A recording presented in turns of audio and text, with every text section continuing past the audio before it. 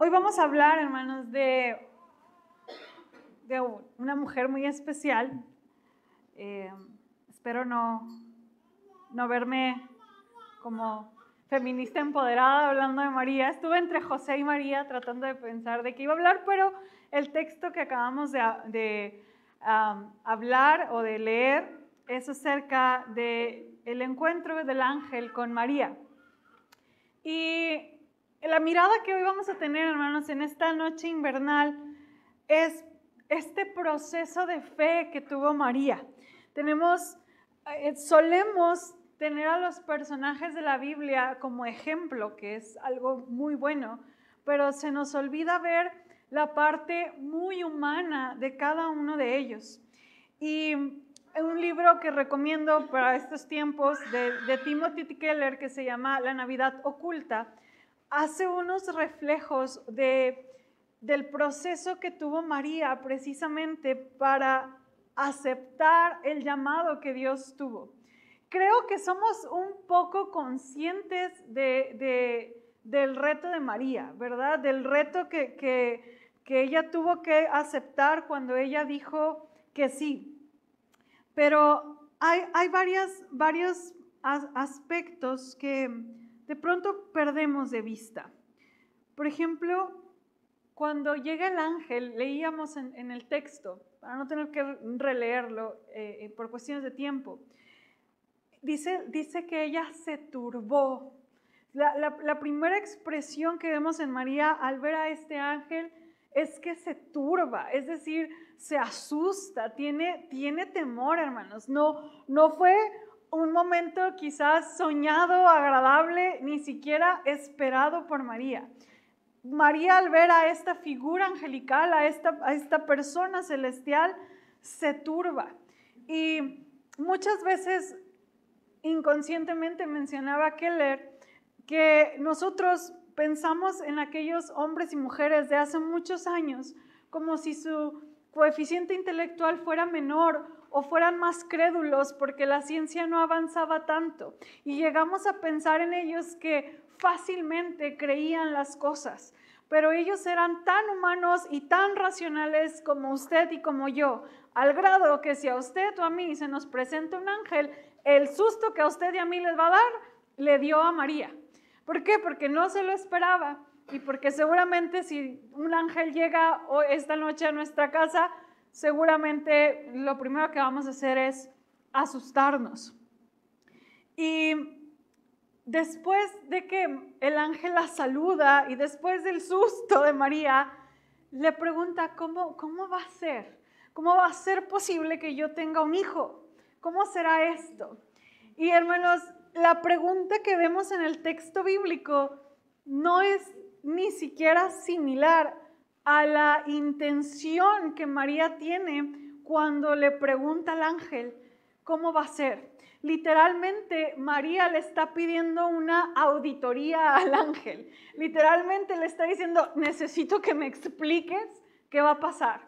No entiendo absolutamente nada. Primero apareces y me asustas y luego necesito que me vienes a decir que voy a ser mamá cuando no estoy casada, cuando no he conocido a un varón.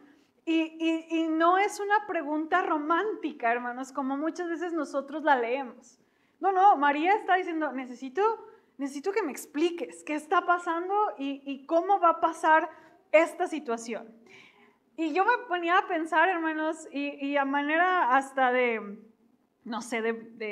chiste, María era una adolescente con preguntas y ella pedía una explicación. Así que, amados hermanos, si su adolescente tiene preguntas, tenga bien responder y no espantarse con sus dudas. Hay una diferencia muy grande entre María y Zacarías. Zacarías también dudó cuando le dijeron que iba a ser papá. También dijo, e incluso Dios le castigó. Porque la Biblia marca, hermanos, dos tipos y quizás más, pero solo quiero enfatizar dos formas de dudar. Hay una forma que es cerrada y que no está abierta al diálogo. Hay una forma de duda e incluso de burla la cual no me permite abrirme a un diálogo o a tratar de cambiar lo que sé o lo que debería de ser. Y entonces yo me cierro. Hay iglesias, doctrinas o religiones que está prohibida la duda o la pregunta. Cuando la duda, hermanos, muchas veces hace que nuestra fe realmente se haga firme. Decía el autor, si yo nunca he puesto en duda el evangelio o nunca he pensado siquiera que esto es una locura, quizás es porque usted no ha estudiado bien el evangelio. Pensar en el evangelio como algo totalmente racional es imposible, hermanos, porque estamos hablando de que Jesús, que el Dios que hizo los cielos y la tierra y que nada lo puede contener, se autolimitó a ser un cigoto y a entrar en el vientre de una mujer sin una necesidad de relación marital para venir al mundo. Todo eso, hermanos, científicamente no hay una manera de poder explicarlo. Y entonces, de pronto, el venir a tratar de hacer un diálogo es parte de nuestro ejercicio de fe. Y yo nunca había contemplado que María también lo hizo.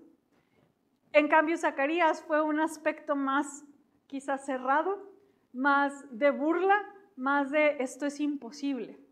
María tuvo temor, María no entendió, pero no quitó el dedo del renglón para tratar de entender. María se quedó y dijo, a ver, explícame, quiero creer. Y eso, hermanos, es la duda con la que vamos a convivir usted y yo durante toda nuestra vida. Cuando usted esté en problemas, cuando usted esté luchando con algo, cuando usted se encuentre con alguien que piensa de manera diferente en el cristianismo, usted seguramente va a convivir con la duda de lo que cree.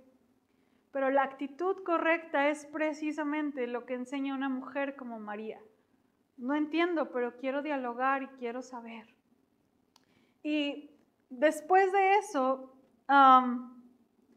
el segundo paso que tiene María ante esta noticia, ante la noticia de que Dios la usaría a ella como este instrumento por el cual vendría el Salvador, por el cual ella sería el medio por el cual habría de nacer el Hijo de Dios, me llama la atención que quizás María o el texto no aclara que María entendió, ¿no? Que María se emocionó. Aquí no. María, el ángel le dijo, el Espíritu Santo vendrá sobre ti y tendrás un hijo, el cual llamarás Jesús. Y entonces María en el versículo 38 menciona, he aquí la sierva del Señor, hágase conforme a tu voluntad. María no dice, ya entendí, o lo veo muy claro, o me encanta este plan y me entusiasma la forma en que va a ser. Probablemente María era, para mí no tiene sentido qué está pasando, pero está bien, seguiré adelante. Y hermanos, este es un espacio donde muchas veces usted y yo vamos a permanecer. Un espacio en donde realmente no quedan claras tantas cosas, en donde hay un abismo entre la verdad de Dios y su voluntad y entre lo que yo estoy viviendo, pero aún así me quedo y me sostengo. Y puedo decir, he aquí, el siervo del Señor o la sierva del Señor, sigue, Señor, haciendo tu voluntad en mi vida, aunque no entiendo del todo qué está sucediendo. Muchas veces usted y yo tendremos que incluso convivir con ese juego de preguntas y de obediencia.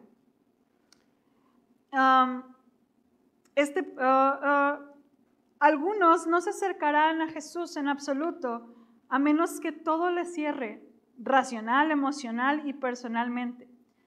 Pero muchas veces no es así. Vemos que con el tiempo se llega a ejercer la fe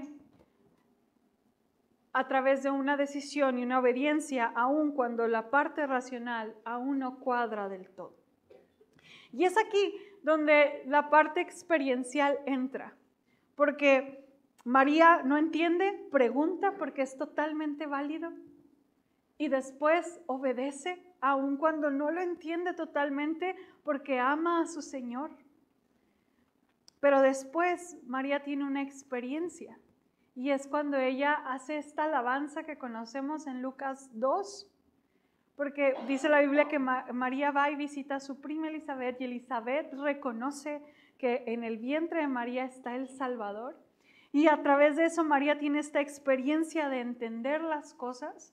¿Y cómo lo sabemos? Porque el mismo texto vemos alabar a María de una manera tan diferente al choque que tuvo con el ángel.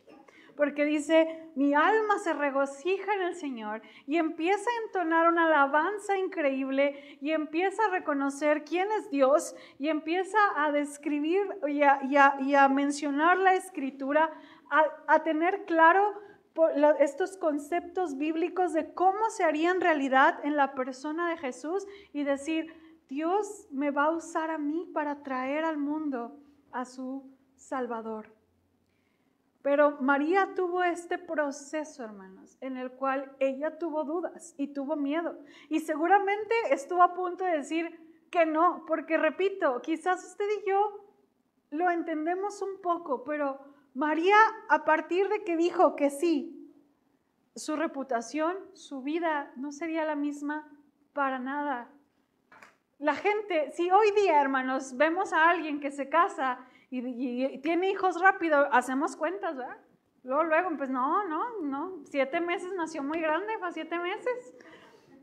A 2022 lo hacemos. Imagínense hace 2000 años, hermanos, una mujer así. Esa mujer en Juan 8, si usted lee Juan 8, a Jesús le dicen hijo de prostitución. A María incluso le llegan a decir que es una prostituta porque ellos sabían la fama que tenía María. José le iba a ir muy mal también. Su reputación quedó mal desde el momento en que María obedeció, aún sin realmente quedarle quizás totalmente claro qué estaba pasando. Y no solo eso, sino que Jesús, el mismo Jesús, era una persona para el pueblo, era un bastardo. Pero cuando María tuvo esta experiencia, tuvo este momento donde ella se encontró con Dios y pudo realmente encajar esta verdad en su corazón, ella pudo elevar esta alabanza donde dice, mi alma glorifica al Señor y mi espíritu se regocija. Amada iglesia, Dios tiene que abrir nuestros corazones y ayudarnos a vencer aquellos prejuicios y negaciones que usted y yo nos hacemos muchas veces ante las verdades que tenemos. Una de las características de la verdadera fe cristiana es la noción de que existe algún poder exterior que pone su dedo sobre nosotros y que trata con nosotros y que resulta increíble e incluso difícil de explicar. Porque cuando es algo que se logra explicar, dejaría de ser divino y extraordinario, hermanos. Es esta parte donde no logro explicarlo ni entenderlo, pero sé que es verdadero. Donde no logro siquiera mostrar palabras para decirlo, pero sé que es real. María pasó por ahí.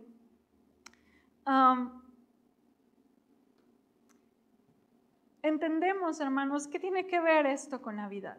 Bueno, Navidad, hermanos, quizás para usted y para mí, que ya tenemos tantos años en el Evangelio, es tan fácil decir las cosas, es tan fácil celebrar al Hijo de Dios que vino a la tierra, es tan fácil quizás alzar las manos y reconocer que el Dios que nos ama vino a este mundo y se humilló. Pero habrá personas que al venir aquí a esta iglesia, habrá gente en su casa que seguramente tendrán preguntas y que su proceso de aprendizaje, hermanos, no será como el de usted y como el mío. Timothy Keller mencionaba a Juan Bunyan, que fue el que escribió El progreso del peregrino. Y él tuvo todo un proceso de años para entender la misericordia de Dios en la cárcel. Y luego lo compara con el carcelero de Filipos, que conoce al Señor y en un instante entiende y se transforma. Navidad es un momento para entender que Dios tiene formas para tratar con cada uno de nosotros y que aunque la historia pudiera parecer una locura, una es historia, es histórica, y dos, son procesos por los cuales debemos tener paciencia para con algunos que aún no lo abrazan a través incluso de la experiencia. La base para María fue rendir su voluntad. Piensa por un momento todo lo que se le pedía, porque seguramente ella lo pensó. Algunos hechos culturales que destacamos un par de veces, María estaba a punto de tener un hijo y aunque José se quedara con ella, la gente haría el cálculo. Sabía que en una sociedad tradicional y paternalista, en un pequeño lugar, siempre la verían como la que había engendrado un hijo ilegítimo. Toda la comunidad pensaría que había tenido relaciones sexuales con José antes de casarse o que le había sido infiel. Sabía que a Jesús lo verían como un bastardo y sin embargo dijo, aquí tienes a la sierva del Señor. María sabía en qué se metía. Esto puede significar una vida de desgracia, pero aún así lo aceptó. La clave, hermanos, para nuestro proceso de crecimiento de fe, como lo tuvo María, es someternos y obedecer. Y el Señor hará. Cuando Juan Wesley estaba en este proceso de choque que tuvo también, de no saber qué pasaba, uno de sus consejeros le dijo, predica la fe hasta que la tengas. Y cuando la tengas, predica de la fe. Es decir, predica de lo que sabes y cuando lo vivas, sigue predicando de ello.